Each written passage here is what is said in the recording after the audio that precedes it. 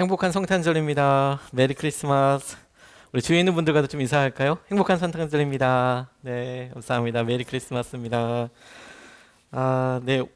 오늘 우리 경기 광주 아동보호 전문기관 기관장님이나 팀장님이 방문해 주셨는데요. 잠깐 자리에서 일어서 주시겠어요? 그냥 환영합니다. 감사합니다. 네. 네. 앉으시면 되겠습니다. 저희 상담센터 품이랑 같이 광주시청에서 특별히 좀 학대받는 아이들 또 그들의 부모님들 어떻게든 좀 섬길 수 있을까 기도하게 하는데 만나게 해주셨어요. 그래서 저희 상담센터 품에서 이제 상담이 진행되고 있는데 그 일을 이제 우리 경기 광주시청 쪽에서 또 함께 해주시면서 저희 동력하고 있습니다. 여러 주위의 경기 광주 지역에 어려운 분들에게 좀 닿을 수 있는 길들이 많이 열렸으면 좋겠는데 이 일에 또 귀하게 쓰임 받을 수 있으면 좋겠다고 싶습니다. 아, 연말이 되니까 광고가 되게 많네요. 무엇보다도 속개 편성도 있지만 우리 신년 기도 카드가 있습니다. 1년에 한 번 저희가 신년 기도 카드 이렇게 드리고 또 대신방 다닐 때 여러분들 기도 제목 적어 주시면 1년 내내 기도합니다. 1년 내내 기도합니다. 정말로 1년 내내 기도합니다. 그래서 안수기도 받으실 때 아예 프린트를 해 오시는 분들도 계시고 기도 제목을 되게 많이 주시는 분들이 계신데 너무 감사하고 그대로 기도합니다.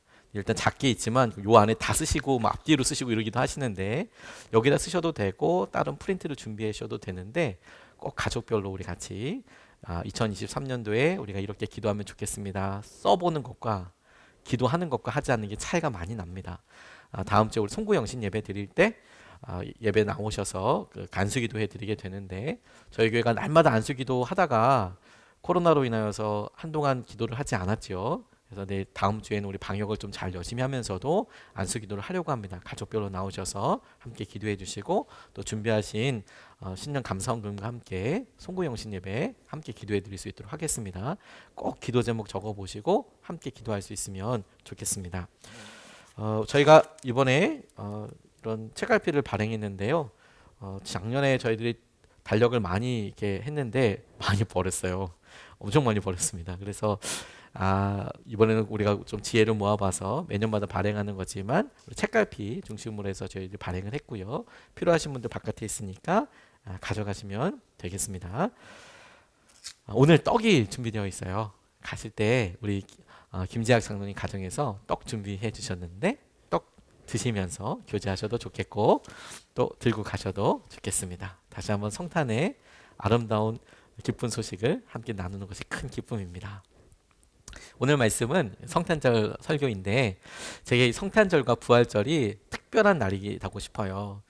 평소에 이렇게 설교할 때 예수님께서 하나님이십니다. 예수님을 믿고 그분을 통해서 이루어지게 된 여러 일들에 대해서 말씀을 전하게 되는데 이 두 절기, 성탄절, 부활절, 특별히 부활절을 중심으로 해서는 고난 주간도 있겠고 여러 이제 어떤 믿음의 도전들이 있죠. 이 두 시기는 대표적으로 예수님께서 이 땅에 몸으로 오셨던 것을 전하는 그게 중심이 되는 대표적인 절기입니다. 예수님은 그리스도이시고 우리의 하나님 되시지만 그분께서 친히 이 땅에 오셨던 것과 그게 어떤 의미를 갖게 되는지를 묵상하고 우리의 믿음의 가장 중심으로 우리가 받아들이고 다시 고백하는 시간이 되어서 본문 말씀을 보면 매년마다 똑같은 본문 말씀처럼 여겨지지만 우리의 믿음에 있어서는 가장 기본이고 제일 중요한 핵심에 해당되는 부분이라고 싶어서 오늘도 우리가 이 말씀을 통해 예수님을 통해 우리 가운데 주시는 놀라운 은혜를 다시 새기고 붙잡을 수 있으면 좋겠습니다. 예수님께서 태어나심을 같이 감사하고 싶어요. 예수님께서 태어나신 것이 우리에게 어떻게 믿음의 근거가 되고 또 우리가 믿을 수 있는지에 대해서 오늘 살펴보고 싶습니다. 이스라엘의 모습은 길게 쭉 늘어져 있어요. 길 고구마처럼 생겼다고 할까요? 쭉 긴 모습인데 예수님께서 사셨던 나사렛 그리고 요셉과 마리아가 원래 살았던 동네 나사렛은 이스라엘의 지형을 보면 거의 북쪽 끝에 있습니다. 물론 더 끝에 몇몇 도시들이 있지만 전체로 놓고 보아서는 거의 북쪽의 끝에 해당되는 지역이 나사렛이라는 지역이 있습니다. 그리고 나사렛에서 조금 더 동쪽으로 가면 이제 갈릴리 호수가 있고 이 갈릴리 호수에서 쭉 물줄기가 내려와서 사해가 됩니다. 이 사해에서 왼쪽으로 쭉 가면 여리고가 있고 여리고에서 더 서쪽으로 진행하게 되면 예루살렘이 있습니다. 보통 나사렛에서 예루살렘까지 거리는 직선 거리로 한 100km라고 얘기하는 사람도 있고 140km라고 이야기하는 분들도 계시지만 당시에 이스라엘 사람들이 여행하던 거리로 계산하면 215km 정도에서 220km 정도가 된답니다. 이유는 뭐냐면 유대 사람들이 사마리아를 통과하지 않았거든요. 사마리아를 통과하지 않은 이유가 그들과 있는 어떤 종교적인 사마리아인들에 대한 어떤 두려움도 있지만 당시에 이 사마리아는 산지예요. 뭐 세겜이든 어디든 산지이기 때문에 성경에도 그런 이야기가 나오지만 도적들이 있었어요. 사람들이 자기 자리를 이탈해서 어떻게 먹을 것이 없는 사람들이 다른 사람들을 약탈하거나 그들이 뭐 산적이다 도적이다고 이야기할 수 있지만 결국에는 양민들이지 않습니까? 어렵고 힘든 사람들이 도망갈 때 사마리아 산지로 많이 도망가기도 했나 봐요. 그러다 보니까 이스라엘 사람들은 오른쪽으로 쭉 가서 요단강을 쭉 타고 내려와서 갈릴리에서 요단강을 쭉 타고 내려와서 여리고까지 와서 다시 이렇게 오는 그 도로를 이용해서 예루살렘으로 갔다고 합니다. 그러니까 아마도 요셉과 마리아도 똑같이 그렇게 여리고를 통해서 이렇게 왔었을 겁니다. 이 베들레헴은 예루살렘에서 약 15km 떨어져 있는 곳인데요.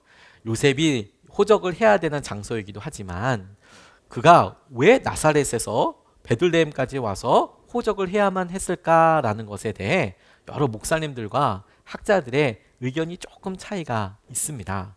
왜냐하면 호적을 하는 것 자체에 대해서 꼭 가야만 했느냐. 그리고 호적을 하라고 하는 시점에 대해서도 의문들이 있었어요. 그걸 이야기하기 전에 그가 베들레헴까지 내려오면서 말씀드렸던 215km나 되는 거리를 쭉 이동해서 예루살렘에 머물기 위해 그가 열심히 찾아보다가 방을 얻을 수 없어서 15km가 더 되는 이 베들레헴 지역에 머물게 되었던 것은 많은 사연과 어려움과 무엇보다도 이 부모로서의 섬김이 그리고 안타까움이 함께 있는 이야기예요. 다만 멀리 떨어져서 이동했다가 아니라 요셉과 마리아가 특별히 요셉이 아내와 태어날 아이를 위해서 아직 아들인지 딸인지는 몰랐을 테니까 아이를 위해서 열심히 숙소를 찾고 안 돼서 이제 베들레헴으로 내려간 것을 살펴보게 돼요. 이와 같이 지리적으로도 그렇고 당시의 상황을 우리가 유추할 수 있는 이유가 뭐냐면 첫 번째로 이 성탄절의 의미와 맞닿아 있는데 예수님께서 태어나신 것이 우리에게 실제로 태어나신 것이 역사적인 사실이라는 것을 우리가 분명히 믿어야 합니다. 예수님께서 이 땅에 태어나신 것은 역사적인 사실입니다. 1절 말씀을 보면 이렇게 나와 있어요. 그때 아우구스투스 황제가 칙령을 내려 온 세계가 호적 등록을 하게 되었는데 이 첫 번째 호적 등록은 구레뇨가 시리아의 총독으로 있을 때에 시행한 것이다 라고 나와 있습니다. 두 사람의 이름이 나오는데요. 아우구스투스라는 사람과 구레뇨라는 사람이 나옵니다. 이 두 사람이 나올 때 이 사람들은 로마의 장교 혹은 로마의 정치가 혹은 로마의 황제라고 하니까 로마의 기록을 봐도 등장할 수 있겠네요. 이런 식으로 예수님이 탄생하셨다는 것과 역사적인 것들을 교차 검증하거든요. 그래서 정말 그것이 사실이냐라고 믿게 되는데 이 교차 검증하면서 우리가 믿음으로도 역사적으로 태어난 것을 알게 되죠. 근데 제가 말씀을 준비하면서나 또 여러 성탄절과 관련된 이야기를 듣고 특별히 요즘 유튜브도 많이 있고 어떤 성경 자료들도 많이 있다 보니 성탄절이나 혹은 예수님의 태어나신 날이나 그날의 의미에 대해서 다양하게 이야기하시는 말씀들이 여럿 있는 것을 보게 됩니다. 그래서 어느 분이 어떤 것을 보고 어떻게 했을지 다 알 수는 없습니다. 하지만 중요한 핵심과 그런 본질적인 접근은 중요하다고 싶어요. 왜 역사적으로 태어나셨는가를 다시 주목해야 하냐면 우리의 믿음이 예수님께서 태어나시지 않았으면 예수님께서 그곳에 그렇게 태어나지 않으셨으면 우리의 모든 믿음들이 흔들리는 것 같은 느낌을 받거든요. 오늘 예수님께서 역사적으로 실제 태어나셨다는 것을 비교해서 이해하기 위해 한 사람을 좀 같이 소개하고 싶어요. 제가 이번에 성지순례 갔다 왔는데 공항에서 루마니아 정교회 신부님을 만났습니다. 보통 캐톨릭 신부님이랑 좀 다르고 정교회 신부님들은 결혼도 하시고 그러나 봐요. 루마니아 정교회 그 옷을 입고 사제복을 입고 있고 뭐 본인이 밝혔으니까 제가 알았겠죠. 서로 이야기하게 된 계기가 있었어요. 저희가 한국 사람이라는 걸 알았는지 이분이 이스라엘 공항에서 벤구리온 공항에서 저한테 아이유를 아냐고 물어보시더라고요. 전 처음에 깜짝 놀랐습니다. 아이유 자꾸 해서 아이유 아이유 계속 이렇게 하다가 뭐 싱어래요. 싱어에서 자기 딸이 되게 좋아한다고 그래서 우리 딸도 그 아이유를 되게 좋아한다고. 그래서 아이유 때문에 맺게 된 놀라운 인간관계였어요. 그리고 뭐 얘기하다 보니까 물어보지도 않았는데 우리나라에서 자기가 제일 페이버릿 K 드라마 있다고 뭐냐고 물어봤더니 미스터 선샤인이랑 주몽이 그렇게 재밌다고. 그 주몽이 자기가 페이버릿한 제일 좋아하는 드라마라고 이야기하더라고요. 자, 우리나라가 한류가 대단하긴 한가 봐요. 성지순례 가서 이스라엘 공항에서 제가 주몽을 듣게 될 줄 몰랐어요. 고구려 동명성황이라고도 이야기하고 이 주몽은 예수님 탄생과는 조금 앞서지만 오늘 등장하는 아우구스투스와 구레뇨라는 사람과 시기가 비슷한 한 20년 정도 더 빠를까요? 같은 시기를 살았던 사람이에요. 우리 고구려 했던 주몽과 예수님이 한 50년 차이가 나는 사람입니다.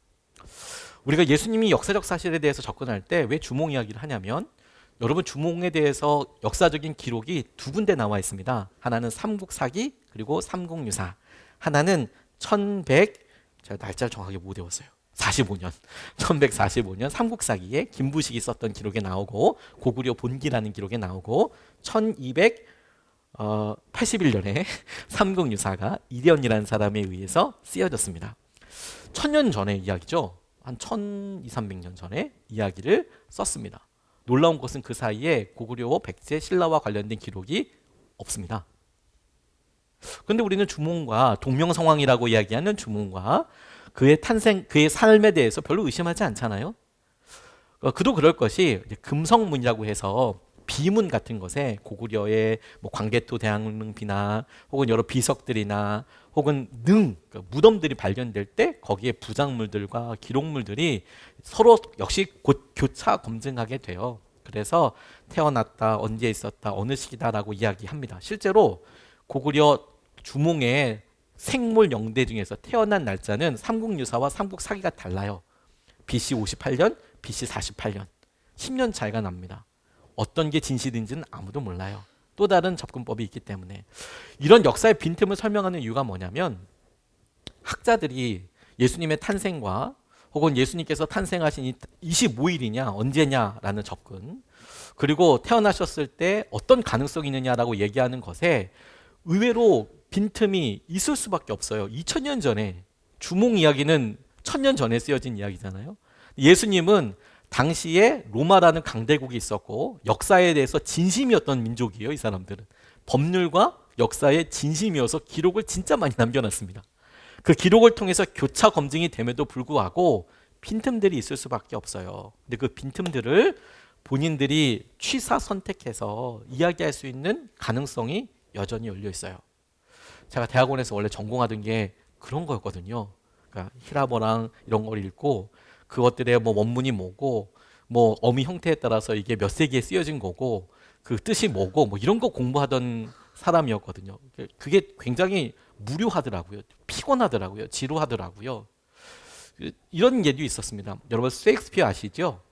로미오와 줄리엣, 햄릿, 뭐 리어 왕 쓴 셰익스피어라는 사람에 대해서 이 사람이 실존 인물이 아니다라는 논문을 본 적이 있어요. 셰익스피어가 실존 인물이 아니다라는 근거는 뭐냐면 셰익스피어가 실제로 썼던 핸드라이팅에서 썼던 기록이 없거든요. 로미오와 줄리엣 원판본이 없고 여러 이제 업데이트된 막 여러 번역들이 이렇게 있으니까 이 사람은 실제 하는 사람이 아니다라고 썼는데 놀라운 것은 뭐냐면 그게 그냥 소설로 그런 의심을 소설로 쓴 게 아니라 박사 논문이었고 그 학교도 옥스퍼드였어요. 그래서 실제로 그 사람이 박사 통과를 했어요. 그러니 이 논문이나 사람들의 관심이 실제로 셰익스피어가 있냐 없느냐 보다도 얼마나 특별한 가치와 특별한 이야기를 하느냐에 사실 중심이 있거든요.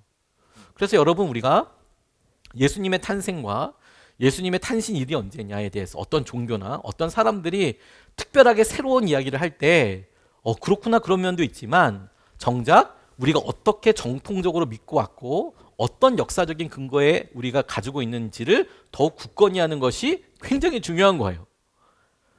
사람들이 박사 논문을 쓰거나 혹은 그렇게 공부한 사람 이야기하는 것에 대해서 흥미를 가질 수 있지만 그게 정통은 아닙니다.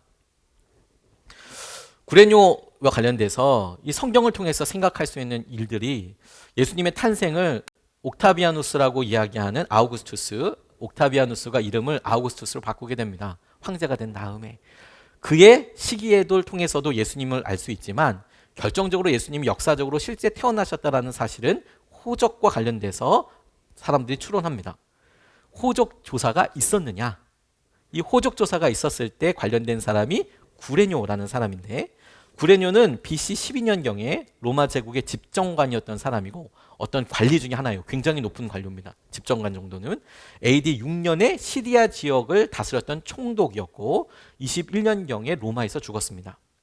AD 6년경에 이 시리아는 예루살렘을 포함한 이스라엘 전체를 다스리는 지역이 꽤 컸거든요. 시리아 지역이.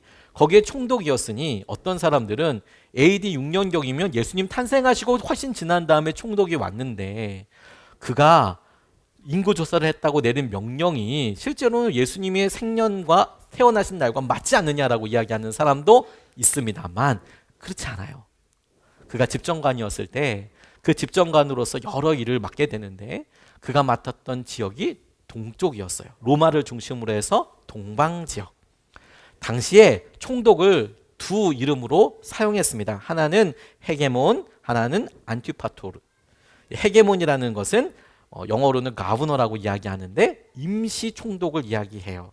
오히려 특별한 역할과 특별한 사명을 떴기 때문에 그곳을 원래 다스리고 있었던 총독은 안티파토르 프로콘술이라고 번역이 되는데 그 사람보다 조금 더 강력한 힘을 가졌을 경우들이 많았대요. 그가 프로콘술로서 AD 6년경에 온 것도 사실이지만 오늘 예수님의 탄생과 관련돼서 모든 사람들이 호적을 해라라고 이야기한 때는 그가 동방을 전체적으로 하고 있을 가브너로서 있을, 다시 말해서 집정관이었을 때 그가 동쪽 지역에 내렸던 호적 조사와 관련되어 있는 것이라고 이야기합니다. 그러니까 적어도 그가 2번 이상 인구 조사를 했던 거예요. 이런 여러 사실들을 교차 검증하면서 예수님께서 실제로 태어나셨고 우리 가운데 있었다라는 것을 우리가 믿을 수 있어요. 그리고 성지순례 가보니까 실제로 알게 됐는데요. 사진 몇 장 준비했습니다. 첫 번째 사진은 겸손의 문이라는 곳이에요. 옆에 아름다운 분은 제가 바람을 피우는 게 아니라 저희 어머니세요. 저희 어머니랑 같이 성지순례 갔을 때 문이 작죠. 저 성전은 예수님 탄생하신 곳에 세워진 곳입니다. 콘스탄티누스 대제가 로마를 국교화했을 때 그의 어머니 헬레나가 어마어마한 기독교 신자였어요. 그래서 콘스탄티누스 대제가 기독교를 공인하는 데 있어서 어머니 역할이 굉장히 컸거든요. 그리고 그렇게 공인이 되자마자 이 헬레나 황제 어머니가 제일 먼저 했던 일이 뭐냐면 성지순례였어요. 그리고 성지순례에서 중요한 포인트들마다 교회를 세웠어요. 아들한테 부탁해서. 뭐 무서울 게 없는 사람이었잖아요. 교회들을 이렇게 지었습니다. 그러니까 저 건물은 약 한 340년 이후에 50년경에 세워졌는데 문이 작죠. 원래는 큰 문이 3개 있었지만 십자군 전쟁 때 여러 사람들이 이렇게 오고 가고 또 전쟁의 피해를 최대한 막기 위해서 말 타고 적어도 성전에 들어가지 못하게 하자, 성전에 있는 물건 함부로 못 훔쳐가게 하자는 의미로 줄여놨대요. 저렇게. 그래서 이렇게 한 120cm 돼서 성인 어른들도 허리를 이렇게 훅 숙여야 들어갈 수 있다 해서 겸손의 문이라고 불리우는데, 만든 목적은 그렇지만 그 목적 때문에 하게 되는 행위는 참 겸손해지는 것 같아서 좋더라고요. 다음이요. 거기에 가보면 어마어마한 사람이 줄 서 있어요. 저게 2시간 정도 줄 서서 앞으로 갔을 때 모습이에요. 뒤에 빼곡하게 줄 서 있어요. 예수님이 태어나신 곳이 지하거든요. 당시의 건물 구조가 1층이 마구간이고 2층이 사람들이 사는 공간이었는데, 그렇게 했던 이유가 뭐냐면 돈이 없었기 때문입니다. 부잣집 사람들은 기둥을 세워서 1층과 2층을 두지만 가난한 사람들은 건물을 여러 채 둘 수도 없고 그러니까 동굴을 팠고 동굴을 지지대 삼아서 1층을 올렸어요. 밑에는 동물들을 딴 데 둘 수가 없지 않습니까? 넣어서 했고요. 그러다 보니까 이곳에 밑에 1층, 당시에는 1층이었겠지만 세월이 지나서 지금은 지하가 된 곳에 예수님이 태어나셨다고 여겨지는 곳으로 들어가는 문에 사람들이 저렇게 있습니다. 다음이요. 거기서 사진을 안 찍을 수 없어서 한 번 더 찍었고요. 다음이요. 저곳이 예수님이 태어났다고 사람들이 증언하는 곳입니다. 아까 고구려 주몽이 태어나는데 1000년 이후의 기록이라고 말씀드렸는데 저기 이곳이다라고 이야기하고 확증했던 사람들이 당시에 초대교회 사람들이 넘어서 입에서 입으로 이어지고 약 300년, 340, 50년 요 중반대에 성전이 지어졌다고 했잖아요. 그러니까 그때 약 300년, 400년 정도밖에 안 지났을 때에 이곳에서 예수님이 태어났어라고 다른 사람들도 아닌 헬레나라는 콘스탄티누스 대제의 어머니가 확증할 정도면 저는 오히려 굉장히 개연성이 더 높다고 싶어요. 다음. 저것이 어디냐면 말구유가 있던 곳이에요. 바로 건너편에 아주 가까운 데 있습니다. 그 동굴 가운데 예수님이 태어나셨다라고 얘기하는, 별이 멈췄다라고 이야기하는 곳과 구유가 있어서 그곳에 예수님께서 이렇게 놓여져 있다라는 곳에 저런 기념물들이 있습니다. 성지를 순례하면서 이게 이런 것이 있었구나라고 우리가 보고 알게 될 때 예수님께서 실제로 이 땅에 태어나셔서 우리 가운데 놀라운 당신의 계획을 이루셨다. 이것은 실제로 일어난 일이고 우리 삶에 주님께서 주신 놀라운 반석이다라고 싶은 것은 우리가 예수님을 허상을 믿는 것이 아니고 예수님에 대한 이미지를 믿는 것이 아니고 예수님께서 우리가 다른 사람들이 생각하고 말하는 그런 어떠함을 믿는 것이 아니고 우리는 이 땅에 실제로 오시고 태어나셔서 우리를 위해서 십자가 지시고 돌아가신 예수 그리스도, 그분을, 육신의 몸으로 오신 그분을 믿고 따르는 거예요. 그게 우리에게 성탄절이 기쁨이고 의미 있는 것이에요. 성탄절이 기쁨이다. 그런 의미에서 25일 이날을 지키지만 그게 23일이든 1월 며칠이든 더 중요한 것은 무엇이냐면 예수님께서 실제로 이 땅에 태어나셨다라는 거예요. 그런 의미로 우리에게 예수님의 탄생은 우연과 여러 일들로 인하여서 그냥 대충대충이 아니라 분명히 때가 되어서 분명한 목적을 가져서 때가 차서 이루어진 사실이라는 것이 너무 중요한 믿음의 기준이 됩니다. 예수님은 역사적으로 실제로 태어나셨을 뿐만 아니라 때가 차서 그 오랜 기다림과 예수님을 향한 당신의 말씀이 모아져서 마치 돋보기에 그 빛이 가운데로 모여서 광원이 돼서 한 점으로 모이듯이 역사적인 모든 말씀과 예언과 당시의 상황이 예수님의 탄생으로 인하여서 집중되게 돼요. 때가 차서 이루어진 것입니다. 3절에서 6절까지 말씀이 이렇게 증거합니다. 모든 사람이 호적 등록을 하러 저마다 자기 고향으로 갔다. 요셉은 다윗 가문의 자손이므로 갈릴리의 나사렛 동네에서 유대에 있는 베들레헴이라는 다윗의 동네로 자기의 약혼자인 마리아와 함께 등록하러 올라갔다. 그때 마리아는 임신 중이었는데 그들이 거기에 머물러 있는 동안에 마리아가 해산할 날이 되었다고 이야기하고 있습니다. 하나님께서 계획하신 때를 기다리던 사람들이 있었습니다. 왜? 이사야도 말했고 여러 선지자들이 이야기했기에 도대체 이스라엘을 회복시킬 날은 언제입니까? 그게 정치적인 이유였던, 문화적인 이유였던, 종교적인 이유였던, 메시아는 언제 옵니까? 라고 기다리는 사람들이 있었습니다만 언제냐에 대해서는 그게 이때야 그게 지연되고 연기되고 혹은 틀리는 것 같아서 사람들 사이에 점점 그 열심은 열심대로 남고 실망감은 실망대로 남았던 시기예요. 정치적으로는, 군사적으로는 로마의 속국이었고 그리고 로마의 속국이 된 지도 오래됐을 뿐만 아니라 워낙 강력한 군대였기 때문에 반란도 쉽지가 않았어요. 반란하면 싹 다 정말 전멸시켜 버렸거든요. 로마 군대가 일단 마음 잡고 그냥 처리해 버리면 정말 그냥 다 없애버리는 그런 흉악한 군대였습니다. 항복하면 잘 살려주는데 거기를 잘 그냥 냅두는데 끝까지 덤벼들면 완전히 그 털을 다 없애버리는 그런 민족이었어요. 이스라엘 사람들에게 있어서는 희망이 없어 보이고 그랬죠. 어느 날짜인지 특정할 수 없었습니다. 그런데 그 어느 날 아무도 그 밤이 어떤 날일지 모르고 어떤 의미가 있을지 모를 때 아기 예수님이 태어나셨어요. 아기 예수님이 태어나실 때 정말 아무도 모르니까 천사들이 주위에 있는 목동들한테 가서 저곳에 지금 예수께서 태어나셨다고, 너희들의 메시아가 태어나셨다고 이야기하셨지만, 하늘을 보던, 그 오래전부터 하늘을 보던, 동방에서 하늘 보던 사람들은 별 보고 따라와서 그 시기에 늦지 않게 오기도 했습니다. 근데 여러분, 이 단순하고 간단해 보이는 이런 일이 여러 의미와 하나님께서 이루신 계획 가운데 이루어졌다는 사실을 우리가 보아야 합니다. 요셉이 다윗 가문의 사람이었다는 거, 그래서 그가 자기의 약혼자인 마리아가 있었다는 거, 그리고 임신 중이었다는 거, 그리고 호적 등록을 해야만 하러 갔다는 거, 더군다나 그 사람, 다른 사람들과는 달리 이 요셉이라는 사람은 마음에 특별한 열심이 있어서 다른 사람들은 몰라도 이 사람은 정말로 베들레헴으로 그 임신한 아내를 데리고 갔어요. 집을 찾았어요. 베들레헴에 자리를 잡았어요. 베들레헴에서 사는데 예루살렘에 왜 잡으려고 했을까? 그의 삶을 보면 예수님이 12살 때까지 6월절에 계속 가서 예배를 드리고 6월절을 지키러 올라가는데 그 집 형편을 어떤 제물을 드렸느냐를 통해서 알 수 있어요. 비둘기밖에 못 바칠 그런 사람이었어요. 가정이었어요. 어려웠기 때문에 양을 바칠 수는 없었고 염소나 소를 바칠 수는 없었고 비둘기밖에 바칠 수 없는, 예배 드릴 수 없는 그런 가난한 사람이었습니다만, 그래도 어린 예수님을 데리고, 예수를 데리고 매년마다 6월절을 지키던 사람이었어요. 그런 열심이 있던 사람이에요. 그가 마리아와 함께 8일 만에, 아들이 태어났을 때 8일 만에 할례하러 성전으로 올라갑니다. 할례를 성전에서 받는 거거든요.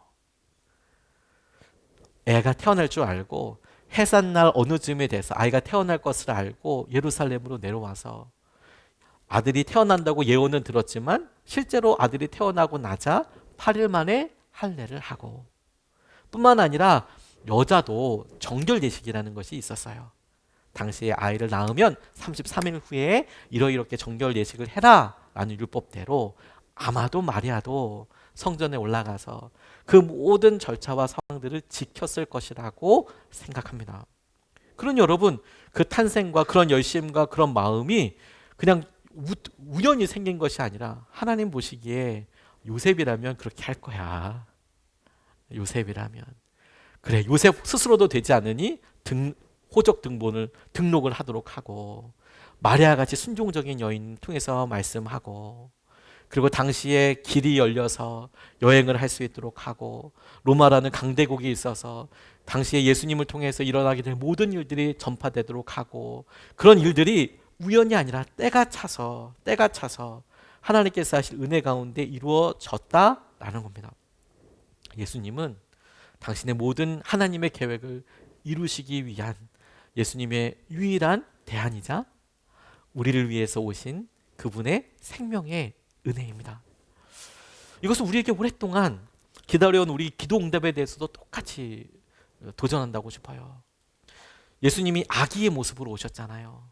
성인의 모습으로 무언가 할 수 있는 것이 아니잖아요. 어제 저희들 성탄 발표하는데 아이들이 많으니까 정말 좋더라고요. 어제 감기나 뭐 이런 것들 때문에 많이 못 왔다고 하는데도 그래도 많이 와서 예배하니까 너무 좋더라고요. 아이들 보니까 여전히 엄마가, 아빠가 사랑으로 보호해주고 손길이 필요하지 않습니까? 그런데도 너무 기뻐요. 그리고 우리가 기뻐하고 즐거워하는 것에는 아이의 현재 모습도 있지만 이 아이가, 이 자녀들이 어떻게 변하고 성숙하고 성장할까, 그것도 기대가 되지 않습니까? 예수님께서 누가복음 2장 10절 말씀에 너희에게 큰 기쁨이 될, 왜냐하면 아기 예수께서 태어나셔서도 너무 기쁨이지만 그 예수님을 통해서 우리에게 이루어지게 될, 드러나게 될 하나님의 계획이 우리에게 큰 기쁨이 될 작은 모습, 어린아이의 모습뿐만 아니라 그분의 성장과 그분의 일하심과 그분의 죽으심과 그분의 부활하심을 통하여 우리가 두 번 다시 경험할 수 없는 우리 삶의 가장 중요한 기쁨이 될 그분이 우리에게 오셨다는 거예요. 그러니까 지금 작은 모습으로 실패하고 좌절할 것이 아니라 때가 차서 목적과 계획과 분명한 헌신과 수고와 그런 것들이 이루어진 이 성취를 통해서 우리가 우리 삶의 어렵고 힘든 일을 우리에게 약속해 주시고 우리에게 통해서 인도해 주고 계획해 주시는 것을 똑같이 적용해 볼 수 있겠죠. 지금은 우리의 마음의 영적인 상태가 작아 보이고 넘어지고 무너지고 안 되는 것 많고, 근데 아기 예수가 우리 가운데 태어나셨던 것 자체만으로도 그렇지, 그 예수님이 우리를 위해서 모든 일을 이루셨던 것처럼 우리 가운데 작은 이 믿음의 씨앗 하나가 주님께서 이것을 보호하시고 성숙하게 하시고 성장하게 하셔서 우리 가운데 큰 기쁨이 될, 우리를 놀라운 주의 은혜 가운데 있게 할 그런 믿음의 핵심이 되겠구나, 그것을 믿도록 하게 해주시는 거예요. 그런 의미에서 우리가 무한히 기대할 수 있고 주님의 은혜를 누릴 수 있게 되는 것이죠. 저는 그래서 이번 성탄절 때 다른 무엇보다도 예수님께서 태어나신 것에 진심으로 우리가 감사해야겠다고 싶었어요. 이게 같이 붙잡고 싶은 세 번째입니다. 예수님께서 이 땅에 태어나신 것은 역사적인 사실이에요. 예수님께서 이 땅에 태어나신 것은 우연이 아니고 하나님께서 보내신 여러 예언자들을 통해서 말씀에 기록해 내오신 그 내용들이 당시의 상황들과 완전히 하나 되어 한 점이 되어서 태어나신 것이고, 그래서 그 예수님의 태어나심을 통해서 우리가 기뻐합니다. 감사합니다. 하나님의 계획을, 예수님이 이루실 일을, 큰 기쁨이 되겠다고 될 것이다라고 하신 예수님, 하나님의 말씀 앞에 우리가 지금은 연약해 보이고 어려워 보여도 감사할 수 있게 돼요. 7절 말씀에 이렇게 나와 있습니다. 마리아가 첫 아들을 낳아서 포대기에 싸서 구유에 눕혀두었다. 여관에는 그들이 들어갈 방이 없었기 때문이다. 예루살렘에 있으면 성결례, 정결례, 할례할 때 훨씬 빨리 갔겠죠. 15km 정도 되는데 아이를 데려가는 건 정말 힘들었을 거예요. 그런데 돈이 없었어요. 여관도 없었고요. 무엇보다도 마리아가 첫 아들을 낳아서 포대기에 싸서 구유에 눕혀 두었대요. 당시에 살았을 법한 가옥 구조를 보면 바닥은 마구간이라고 이야기하지만 우리가 생각하는, 시골에 가면 소들이 이렇게 소 먹이는 거, 꼴 먹이는 데 있지 않습니까? 그러면 지푸라기가 많이 깔려 있고요. 그다음에 나무로 된 막 이렇게 있고 뭐 칸막이 있고, 이런 구조 생각하기 쉽지만 그렇지 않고 그냥 돌바닥입니다. 돌바닥. 먹을 것도 없는데 거기다 뭐 집을 깔아주고, 우리나라는 풀이 많잖아요. 그러니까 그렇게 놔두지만 당시에는 그런 게 그렇게 많지 않았습니다. 그 당시에 동굴을 파서 그렇게 집을 많이 지었다고 했잖아요. 가난한 사람들이. 물론 그때도 여러분 2층, 3층 집이 있었습니다. 부유한 귀족들은 그 예루살렘에만 나오는 특별한 대리석 돌이 있어요. 그 돌로 집을 뭐 크게 어마무시하게 다 지었습니다. 성벽도 짓고 막 그랬어요. 그건 이제 부유한 사람들 이야기이고, 그냥 못 사는 평균적인 사람들은 그렇게 동굴 파서 벽 파서 그렇게 1층인 2층 같은 이런 것들로 이렇게 지어서 살았죠. 그러니까 예수님께서 태어나셨을 때 제대로 땅에 둘 데가 없었던 거예요. 돌같이 이렇게 있고 뭐 쉽지 않았으니까. 그래서 지금 우리로 생각하면 뭐 테이블이 있겠습니까? 뭐 의자가 있겠습니까? 침대가 있었겠습니까? 놓을 수 있는 데가, 아이를 내려놓을 수 있는데 엄마가 계속 들고 있을 수는 없잖아요. 그 놓을 수 있는 데가 구유밖에 없었던 거예요. 말들이, 소들이, 소는 없었겠네요. 말들도 없었겠네요. 염소들이 혹은 양들이 먹었을 법한. 소가 있으면 엄청 부자였을 거 아니에요, 그렇죠? 말이 있었으면 어마무시하게 부자였을 거예요. 그런 거 없이 뭐 낙이나 양이나 염소나 이렇게 같이 먹을 수 있는 그 위에 이렇게 두었다라는 겁니다. 예수님 아무 능력 없는 어린아이의 모습이었어요. 갓난아이가 나오자마자 엄마 너무 감사합니다 이렇게 얘기했을 리도 없고, 아무 힘도 없고 연약해서 마리아가 지켜주지 않으면 하루도 이틀도 3일도 약속할 수 없어요. 요셉이 보호해주지 않으면 생존을 장담할 수 없어요. 물론 하나님께서 가입하셔서 어떻게 하셨다라는 것이 아니라 그 모습 자체의 의미가 그렇다는 겁니다. 어린 아기의 모습은 누군가의 도움이 없으면 생존할 수 없는 모습처럼 오셨어요. 가장 약해 보이고 가장 가난한 곳 중에 한 곳에 가장 비천한 모습 중에 한 모습으로 이 땅에 오셨습니다. 근데 여러분, 그게 오히려 우리에게 너무 큰 울림과 도전이 돼요. 왜? 지금 우리의 형편을 보면 누구보다도 가장 절망감에 있고 힘겹고, 우리의 속에 드는 생각을 보고 마음을 점검해 보면 분노가 많고 우울감이 너무너무 크고, 그래서 동물들이 사는 냄새나는 마구간이나 우리의 마음속에 썩어지고 힘들어지는 우리의 영적인 상태나 별반 차이가 없어 보이는 그곳에 예수님께서 태어나셨다라는 거예요. 생명 자체가 있다는 거예요. 우리는 그것을 보고 당장 예수님이 오셔서 우리에게 힘이 생기고 뭐 어떤 일이 바뀌고 뭐 이런 걸 바라지만, 오히려 우리가 보기에는 와, 이 시기에 아기 예수를 우리가 지켜야 돼, 보호해야 돼, 우리의 힘을 드리고 우리의 마음을 드리고 우리의 재정을 드리고 우리의 사랑을 더하여서 지켜야 돼, 이게 뭐야 라고 싶지만, 이분은 생명이셔서 우리와 함께 하시기 위해서 태어나셨을 뿐만 아니라 이분이 우리에게 큰 기쁨의 좋은 소식이 될, 다시 말해 우리가 아무리 노력해도 넘어설 수 없었던 우리의 죄의 문제, 우리가 아무리 안 돼도 어떻게 할 수 없는 자존감의 문제, 우울감의 문제, 해결할 수 없는 여러 악하고 약한 영역들에 대해서 하나님께서 예비하신 유일한 대안, 예수님이시라는 거예요. 그분이 우리 가운데 그렇게 자라고 살아서, 그래서 아기 예수라는 모습이, 아기의 모습이라는 것이 우리에게 실망감이 아니라, 그분은 어떻게 된다는 게 아니라 오히려 그것을 보고 와, 우리 이렇게 작은 믿음, 우리에게 약한 혹은 악한 우리의 마음에 예수님이 생명으로 오시는 것만으로도 주님께서 우리의 모든 것을 다 해결하시고 우리의 삶을 승리하게 하시고 우리 가운데 놀라운 증거가 되게 하여 주실 것이라는 것을 믿을 수 있도록 주님께서 모습을 통해 직접 보여주시는 것이죠. 그리고 이 모습은 예수님의 십자가에서 우리가 다시 한번 놀라운 은혜를 보게 될 거예요. 이런 마음을 가지고 살았던 한 사람을 소개하는 것으로 오늘 설교를 마치려고 해요. 제롬이라는 사람이 살았습니다. 이 제롬이라는 사람은 성경을 번역했던 사람인데 주님께 특별한 선물을 하고 싶었나 봐요.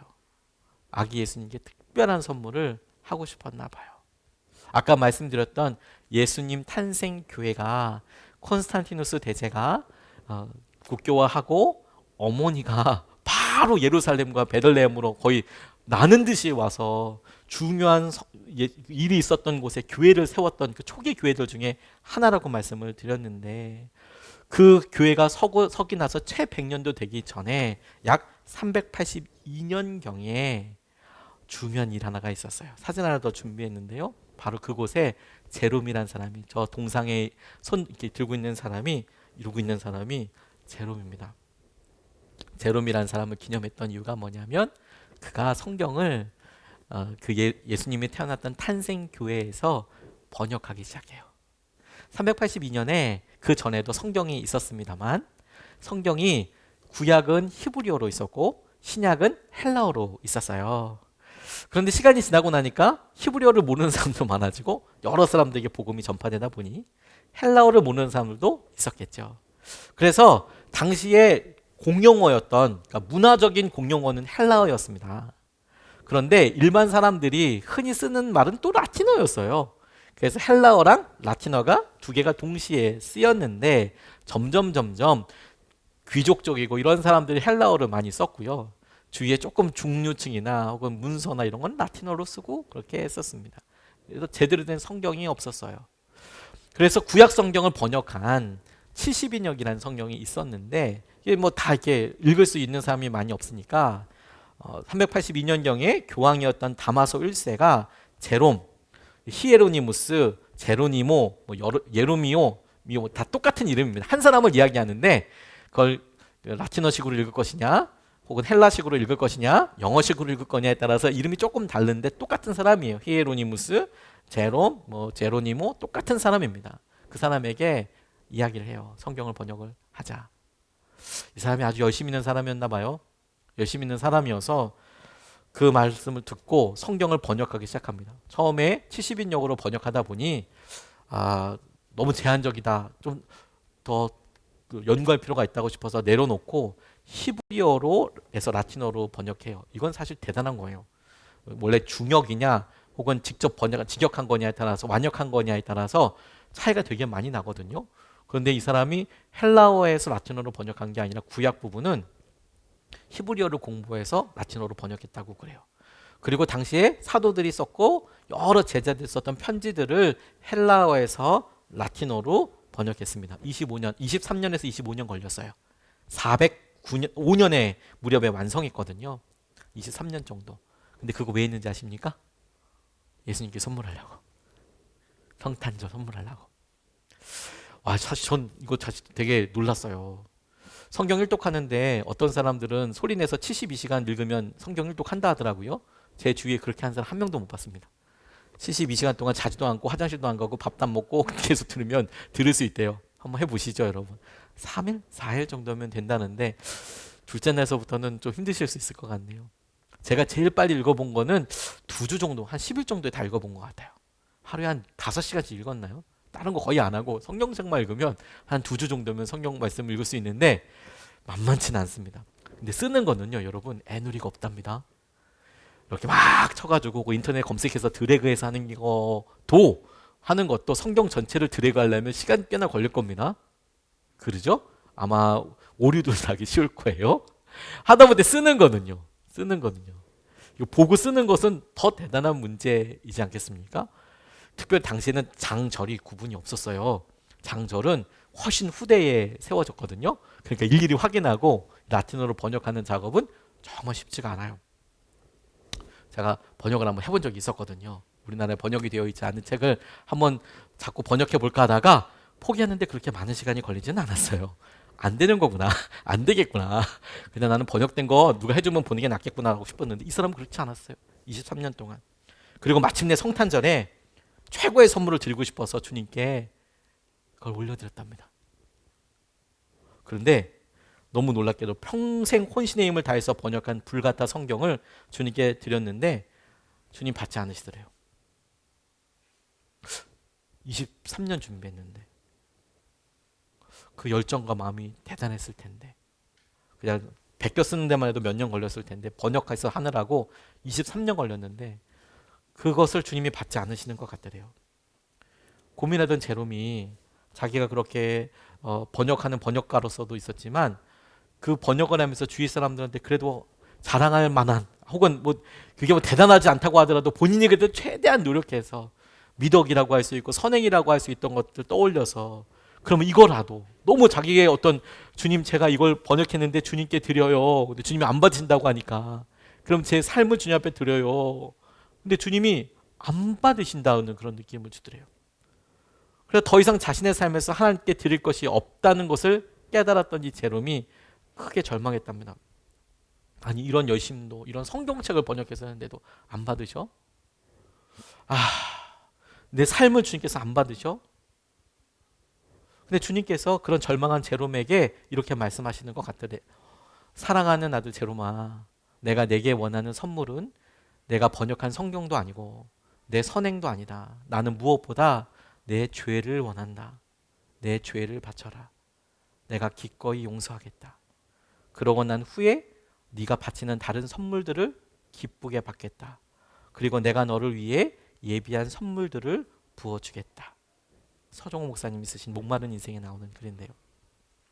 여러분, 우리가 아기 예수님의 탄생을 보고 매년마다 성탄절을 맞고 성탄의 기쁨과 여러 사람들의 떠들썩한 이야기들 가운데 이렇게 살아갑니다. 우리 아이들 발표회도 너무 예쁘고 좋지요. 근데 정작 우리가 다른 사람들에서 선물을 준비하고 그리고 우리가 뭐 오늘도 감사원금을 준비하고 주님 앞에 우리의 마음을 표현하지요. 그리고 우리가 조심스럽게 주님께서 행하신 일에 대해서 우리가 질문하고 그 앞에 서게 됩니다. 근데 저는 제롬에게 했던 주님의 마음이 우리에게도 똑같을 거라는 생각을 합니다. 주님이 우리에게 정말로 받으시고자 하시는 것은 주님이 정말로 우리의 삶에서 다루시고자 하는 것은 우리의 죄와 우리의 연약함이에요. 우리의 죄와 우리의 연약함. 그런데 여러분, 아기 예수로 오셨다는 것은 우리의 연약함이 우리의 마음의 악함이 어린아이의 모습처럼 그렇게 너무 없어 보이고 흉악해 보이고 연약해 보이고 그러더라도 하나도 흠이 되지 않고 오히려 그런 연약한 모습을 통해서 우리가 예수님을 의지할 수 있고 하나님을 찾게 되는 것에 중요한 접점이 있는 거예요. 아기 예수로 태어나신 그 예수님의 모습을 통해 우리에게 예수님께서 태어나시고 우리의 모습과 상황 가운데 우리가 할 수 있는 일이 참으로 부족하고 밥 먹여주는 정도의 수준과 연약한 수준에도 불구하고 하나님이 우리를 붙잡아 주시고 이끌어 주시고 우리의 죄를 해결하시기 위한 큰 기쁨이 될 소식으로 우리에게 오셨다라는 거예요.